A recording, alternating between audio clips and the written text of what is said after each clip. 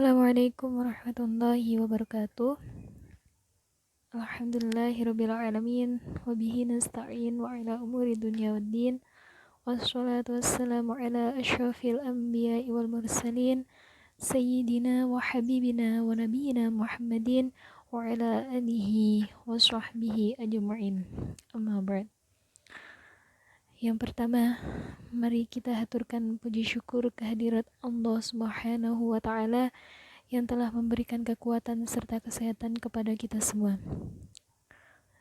Kedua kalinya, mari kita haturkan sholawat serta salam kepada junjungan kita Nabi Agung Muhammad sallallahu alaihi wasallam. Biqaulina Allahumma sholli ala sayyidina Muhammad. Semoga kita semua mendapatkan syafaatnya kelak di yaumul qiyamah. Amin amin ya rabbal alamin. Perkenalkan, nama saya Siti Nur Faizah. Saya mahasiswa Unisula Fakultas Psikologi 2019 kelas B. Di sini saya akan menyampaikan dakwah yang berjudul Jiwa Manusia dalam Al-Qur'an. Jiwa sendiri dalam Al-Qur'an itu bisa disebut dengan kata nafas. Dalam Al-Qur'an kata nafas itu diulang selama 300 kali ya. Nah, misalnya ada nafas al-lawwamah, nafas amarah, nafas mutmainnah, nafas al-mardiyah, nafas radiyah. Nah, pengetahuan tentang nafas sendiri akan sangat terpengaruh oleh pernyataan Allah Subhanahu wa taala dalam Al-Qur'an yang berarti, dan mereka bertanya kepadamu tentang ruh. Katakanlah, ruh itu termasuk urusan Tuhanku. Ruh itu termasuk urusan Tuhanku, dan tidaklah diberi pengetahuan melainkan sedikit. Itu terdapat pada Quran surat Al-Isra ayat 58. Nah, hakikat jiwa ini sendiri dengan ruh sebenarnya berbeda. Ruh adalah sesuatu yang tidak terlihat, namun membuat seorang manusia itu hidup. Tanpa ruh, manusia hanyalah benda mati atau hanya raga. Sebelum manusia lahir di muka bumi, Allah Subhanahu wa taala meniupkan ruhnya ke janin yang masih dalam kandungan ibu pada usia 120 hari atau bisa dibilang 4 bulan kehamilan. Dalam surat Shad disebutkan, maka apabila telah kusempurnakan kejadiannya dan kutiupkan kepadanya ruhku, terdapat pada Quran surat 38 ayat 72. Sedangkan jiwa atau nafs adalah gabungan dari ruh manusia dan raganya. Jadi jiwa itu gabungan dari ruh dan raga, maka itu bisa disebut dengan jiwa. Jadi menyangkut pribadi diri seseorang, maka di dalam Quran biasanya Allah menyebutkan membeli harta dan jiwa mereka atau berperang dengan jiwa dan harta mereka, tidak pernah menyebut dengan harta dan ruh mereka. Tidak pernah dengan harta dan ruh mereka. Jadi artinya jiwa itu adalah satu kesatuan antara ruh dan raga kita. Dalam Al-Quran dijelaskan terdapat 4 jenis jiwa dalam diri manusia, dan kata nafs sendiri disebutkan sebanyak 300 kali. Dalam Al-Quran juga berarti dorongan jiwa atau syahwat. Di dalam Al-Quran juga dijelaskan beberapa jenis dorongan jiwa sesuai kecenderungan, yaitu yang pertama ada an-nafs al-ammarah bil asu, yang berarti dorongan jiwa untuk berbuat buruk. Seperti yang sudah saya sebutkan tadi, dalam Al-Quran melalui surat Yusuf ayat 53 yang berbunyi, A'udzubillahi minasyaitonirrajim. Bismillahirrahmanirrahim. Wa ma ubarri'u nafsi, inna nafsa la ummaratun bis-su'i illa ma rahima rabbi, inna rabbi ghafurur rahim. Ini yang berarti aku tidak menyatakan diriku bebas dari kesalahan, Karena sesungguhnya nafsu itu selalu mendorong kepada kejahatan, kecuali nafsu yang diberi rahmat oleh Allah Subhanahu wa Ta'ala. Sesungguhnya Allah Maha Pengampun lagi Maha Penyayang. Dan yang kedua ada an-nafs al-lawwamah, yang berarti jiwa yang menyesal karena melakukan maksiat. Untuk menjelaskan an-nafs al-lawwamah ini sendiri, Allah Subhanahu wa Ta'ala berfirman dalam surat Al-Qiyamah ayat 1 sampai 2 yang bunyinya a'udzubillahi minasyaitonirrajim. Bismillahirrahmanirrahim.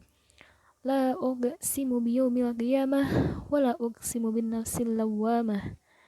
Yang artinya, aku bersumpah dengan hari kiamat dan aku bersumpah demi jiwa yang selalu menyesali dirinya sendiri. Menurut Az-Zamakhsyari, jiwa-jiwa manusia akan menyesali diri pada hari kiamat karena sedikitnya takwa mereka kepada Allah Subhanahu wa Ta'ala saat di dunia.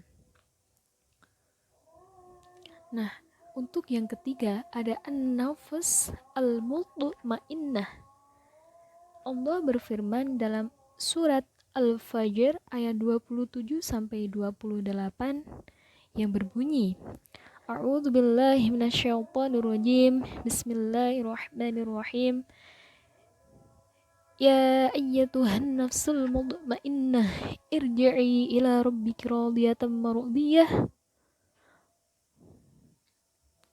Nah, ya sampai situ ya. Oke, ini berarti wahai jiwa yang tenang, kembalilah kepada Tuhanmu dengan hati yang ridho dan diridhoinya. Ini sedikit berbeda dengan Az-Zamakhsyari. Muhammad Quraisyihab mengatakan kata irji'i pada ayat tersebut merujuk pada waktu ketika jiwa akan meninggalkan jasadnya, atau ketika seseorang meninggal dunia, atau ketika dibangkitkan dari alam kubur. Dalam Al-Quran, jiwa juga disebutkan sebagai al-aql, al-qalbu, al-fu'ad, al-lubab, dan ar-ruh. Jiwa mempunyai daya-daya. Nah, daya inilah yang memberi kemampuan kepada jasad dan memunculkan kekuatan yang maha dahsyat, sehingga mampu menembus ruang dan waktu dalam melakukan aktivitasnya. Dan yang pasti bahwa jiwalah yang mampu menembus dan mengenal Allah, bukan jasad ya.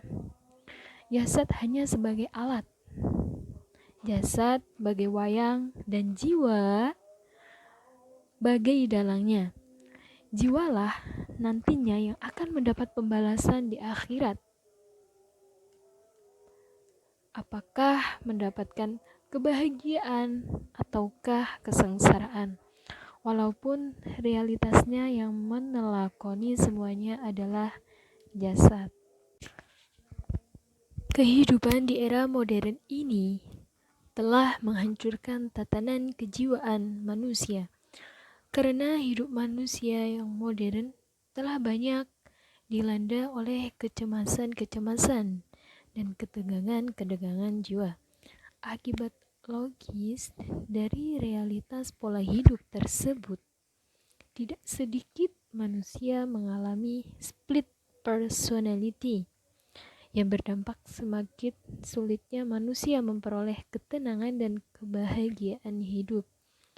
Pemenuhan kebutuhan manusia yang bersifat materialistik belum tentu dapat menjamin seseorang untuk memperoleh ketenangan dalam hidup. Oleh karenanya, terapi kejiwaan lebih penting. Harsulakum fa'tu harasakum anna syi'tum wa qaddimu li anfusikum wattaqum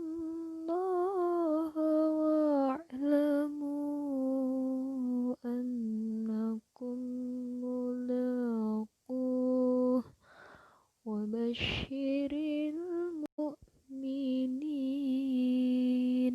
yang artinya istri-istrimu adalah seperti tanah, tempat kamu bercocok tanam, maka datangilah tanah tempat bercocok tanammu itu bagaimana saja kamu kehendaki. Kerjakanlah amal yang baik untuk dirimu dan bertakwalah kepada Allah Subhanahu wa taala, dan ketahuilah bahwa kamu kelak akan menemuinya, dan berilah kabar gembira orang-orang yang beriman. Nah, di sini kenapa tadi ruh itu terdapat pada tulang ekor atau tulang sulbi? Karena tulang ekor adalah sumber master dari bentuk tubuh seorang manusia. Makanya saat di alam barzah atau alam kubur, semua tubuh hancur kecuali tulang ekor atau tulang sulbi. Dan dari tulang ekor inilah manusia dibangkitkan kembali saat hari kiamat tiba, seperti yang disampaikan dalam hadis Rasulullah SAW sebagai berikut. Tiada bagian dari tubuh manusia kecuali akan hancur atau dimakan tanah, kecuali satu tulang, yaitu tulang ekor. Darinya manusia dirakit kembali pada hari kiamat. Tiada bagian dari tubuh manusia kecuali akan hancur atau dimakan tanah, kecuali satu tulang, yaitu tulang ekor. Darinya manusia. Demikian dakwah yang dapat saya sampaikan. Kurang lebihnya mohon maaf. Wabillahi taufiq wal hidayah waridha wal inayah. Assalamu.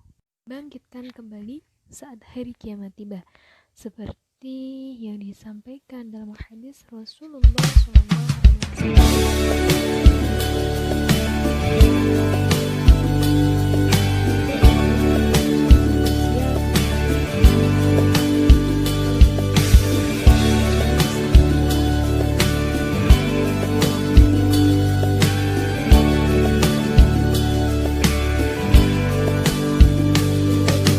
Bila terdengar nama indahmu, hati bergetar karena rindu. Berjuta manusia mencintaimu, 1000 salam untukmu, hamba.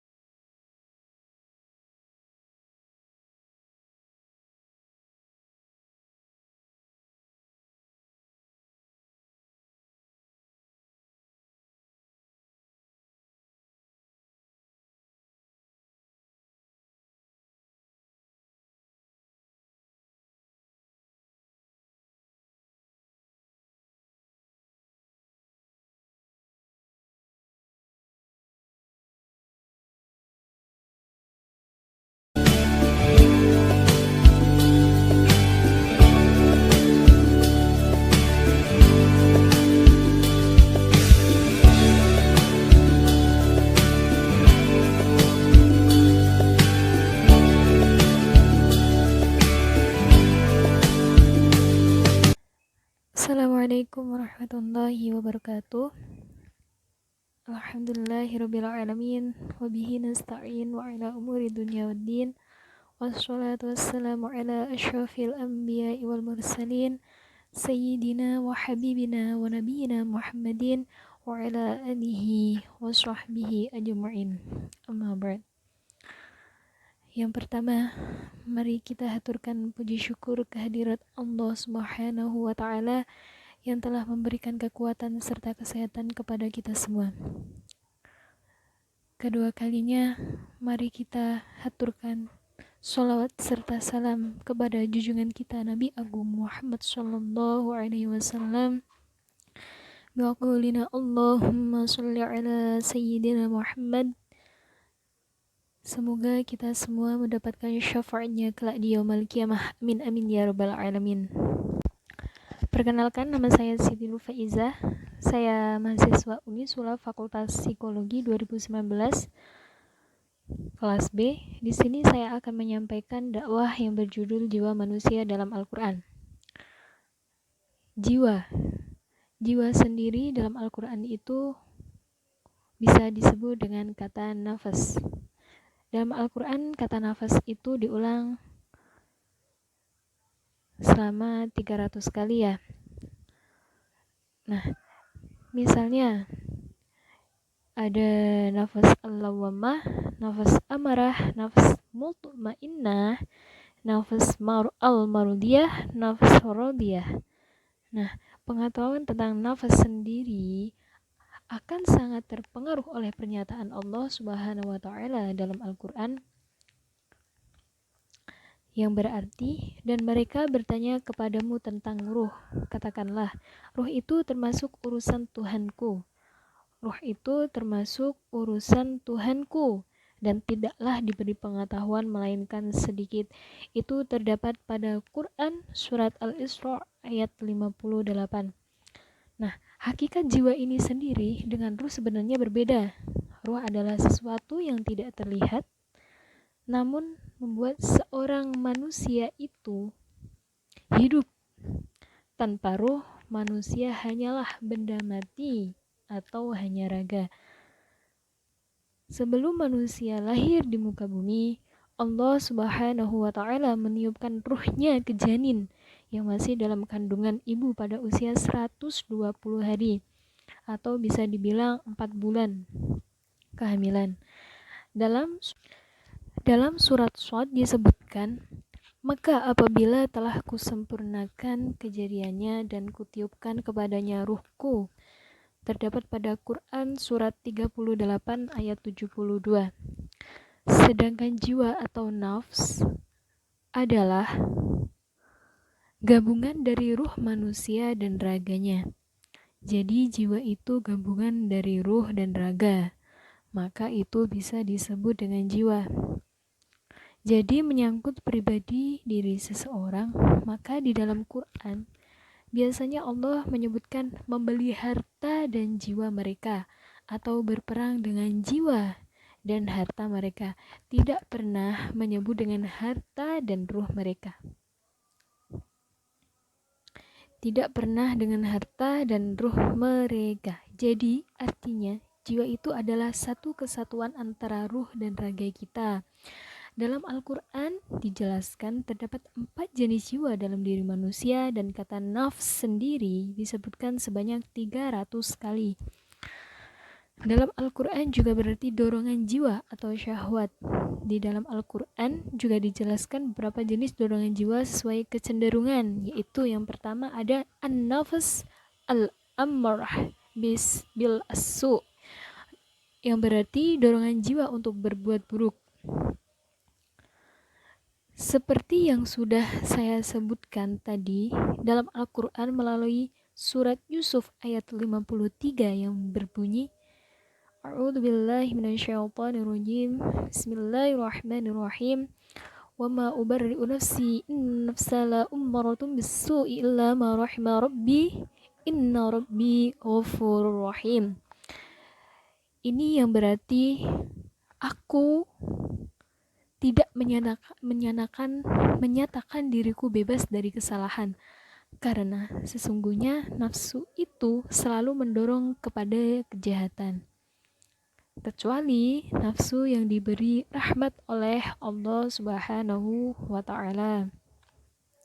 Sesungguhnya Allah Maha Pengampun lagi Maha Penyayang. Dan yang kedua ada an-nafs al-lawwamah, yang berarti jiwa yang menyesal karena melakukan maksiat.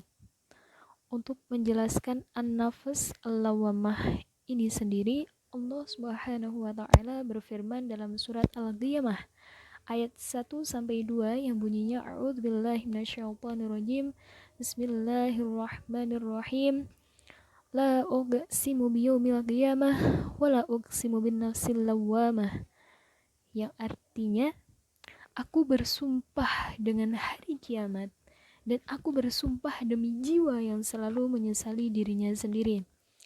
Menurut Az-Zamakhsyari, jiwa-jiwa manusia akan menyesali diri pada hari kiamat karena sedikitnya takwa mereka kepada Allah Subhanahu wa taala saat di dunia.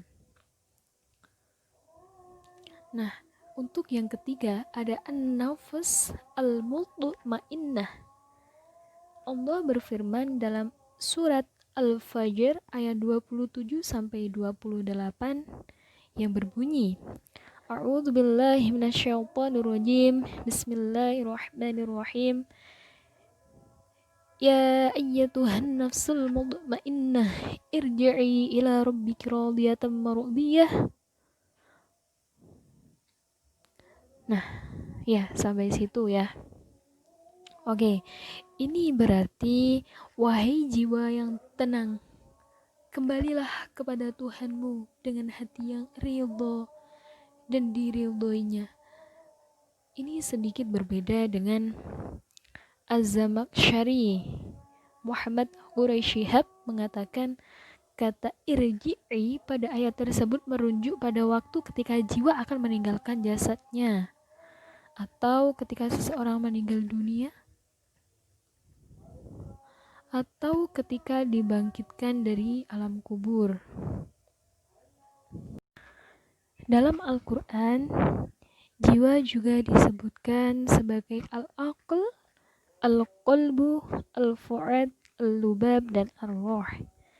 Jiwa mempunyai daya-daya. Nah, daya inilah yang memberi kemampuan kepada jasad dan memunculkan kekuatan yang maha dahsyat, sehingga mampu menembus ruang dan waktu dalam melakukan aktivitasnya. Dan yang pasti bahwa jiwalah yang mampu menembus dan mengenal Allah, bukan jasad ya. Jasad hanya sebagai alat. Jasad bagai wayang dan jiwa bagai dalangnya. Jiwalah nantinya yang akan mendapat pembalasan di akhirat. Apakah mendapatkan kebahagiaan ataukah kesengsaraan? Walaupun realitasnya yang menelakoni semuanya adalah jasad. Kehidupan di era modern ini telah menghancurkan tatanan kejiwaan manusia. Karena hidup manusia yang modern telah banyak dilanda oleh kecemasan-kecemasan dan ketegangan-ketegangan jiwa. Akibat logis dari realitas pola hidup tersebut, tidak sedikit manusia mengalami split personality yang berdampak semakin sulitnya manusia memperoleh ketenangan dan kebahagiaan hidup. Pemenuhan kebutuhan manusia yang bersifat materialistik belum tentu dapat menjamin seseorang untuk memperoleh ketenangan dalam hidup. Oleh karenanya, terapi kejiwaan lebih penting. Harsulakum fa'tu harasakum anna syi'tum wa qaddimu li anfusikum wattaqullaha wa'lamu annakum mulaquh wa basyiril mu'minin,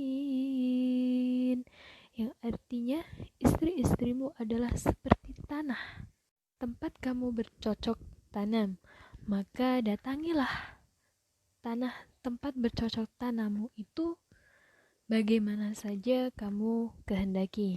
Kerjakanlah amal yang baik untuk dirimu dan bertakwalah kepada Allah Subhanahu wa taala, dan ketahuilah bahwa kamu kelak akan menemuinya, dan berilah kabar gembira orang-orang yang beriman.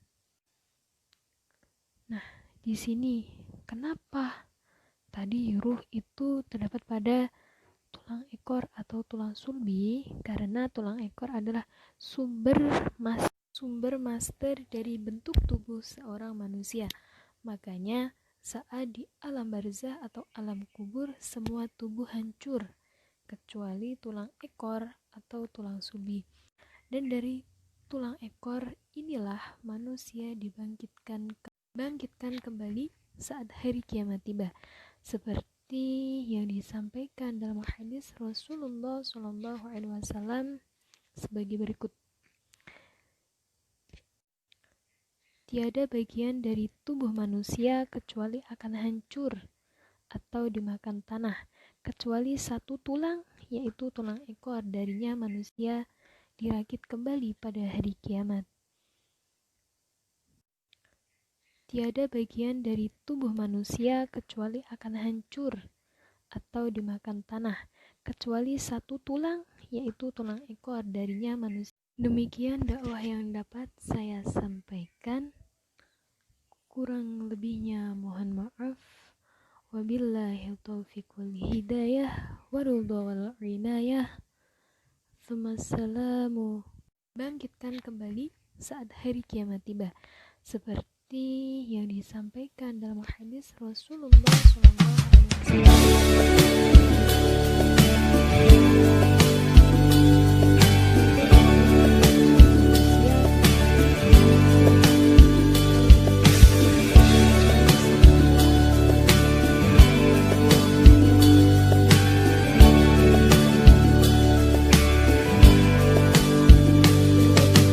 Bila terdengar nama indahmu, hati bergetar karena rindu.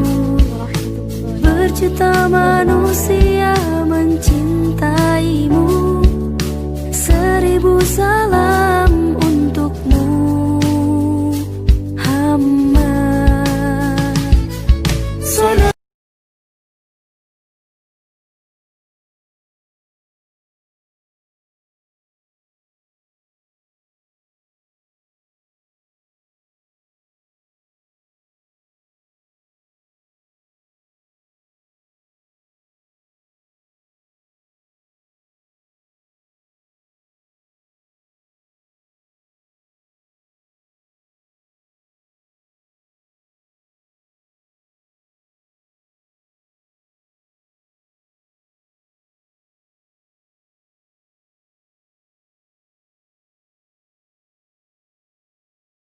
Minin,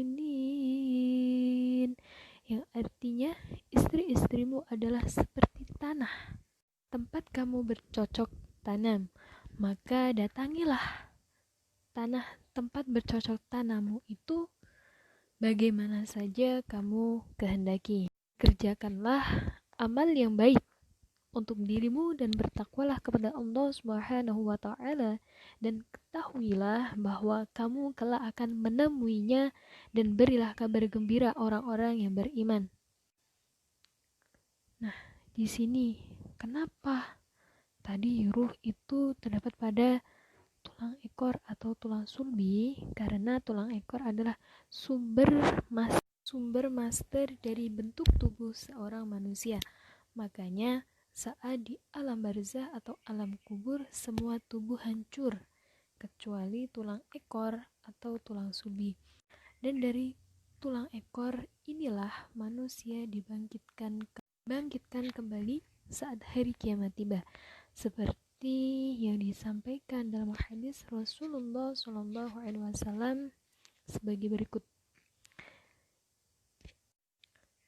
Tiada bagian dari tubuh manusia kecuali akan hancur atau dimakan tanah, kecuali satu tulang, yaitu tulang ekor. Darinya manusia dirakit kembali pada hari kiamat. Tiada bagian dari tubuh manusia kecuali akan hancur atau dimakan tanah, kecuali satu tulang, yaitu tulang ekor. Darinya manusia. Demikian dakwah yang dapat saya sampaikan. Kurang lebihnya mohon maaf. Wabillahi taufiq wal hidayah waridha wal inayah. Assalamu. Bangkitkan kembali saat hari kiamat tiba, seperti yang disampaikan dalam hadis Rasulullah SAW.